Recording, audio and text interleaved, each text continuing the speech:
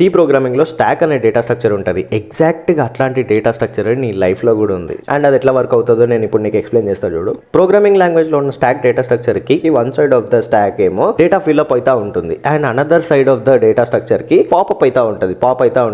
ఒక్కొక్కటి పైన top most file ఏదైతే ఉందో దాన్ని పాప్ అవుతా ఉంటుంది. సో నేను దీన్ని కర్మకి రిలేట్ చేసుకొని నేను ఒక చిన్న అనాలజీ తయారు చేసినాను. అదేంటి అంటే, మీరు ఏదైతే న్యూ ఫైల్స్ ఇప్పుడు జనరేట్ చేసుకుంటారో ఆ ఫైల్స్ అన్ని ఈ సంచిత కర్మ అనే స్టాక్ కింద భాగంలో అపెండ్ అవుతాయి అనమాట. అంటే ఫిల్అప్ అవుతా ఉంటాయి. అండ్ ఈ పెండింగ్ ఫైల్స్ అన్నిటిని సంచిత కర్మ అని అంటారు. ఈ పెండింగ్ ఫైల్స్ అన్నిటి యొక్క టాప్ ఎండ్ ఏదైతే ఉంటుందో ఆ టాప్ ఎండ్ ఒక్కొక్కటి పాప్ చేస్తూ నీ చేతిలో పెడుతూ ఉంటుంది అనమాట ఆ ఫైల్ని. ఇప్పుడు నీ చేతిలో పెట్టిన ఆ ఫైల్ మీద నువ్వు వర్క్ చేయాలి. నువ్వు ఈ ఫైల్ మీద వర్క్ చేస్తున్నావు కాబట్టి ఇది ఒక గుడ్ కర్మ అయినా అయి ఉండొచ్చు, ఇది ఒక బ్యాడ్ కర్మ అయినా అయి ఉండొచ్చు. నువ్వు దీన్ని ప్రెసెంట్ దీని మీద వర్క్ చేస్తున్నావు అండ్ దీన్ని ఎక్స్పీరియన్స్ చేస్తున్నావు కాబట్టి దీని ప్రారంభ కర్మ అవుతుంది. సో ఈ స్టాక్ డేటా స్ట్రక్చర్ అట్లాగా రన్ అవుతుంది అనమాట. నువ్వు ఏదైనా న్యూ ఫైల్ జనరేట్ చేస్తే అపెండ్ ఇట్, ప్రెసెంట్ ఈ యాక్టివ్ ఫైల్ అయిపోగానే పాప్ ఇట్ అండ్ పాప్ చేసేసి నీ చేతిలో పెట్టేస్తాను. And this is the series of 100 concepts from my book.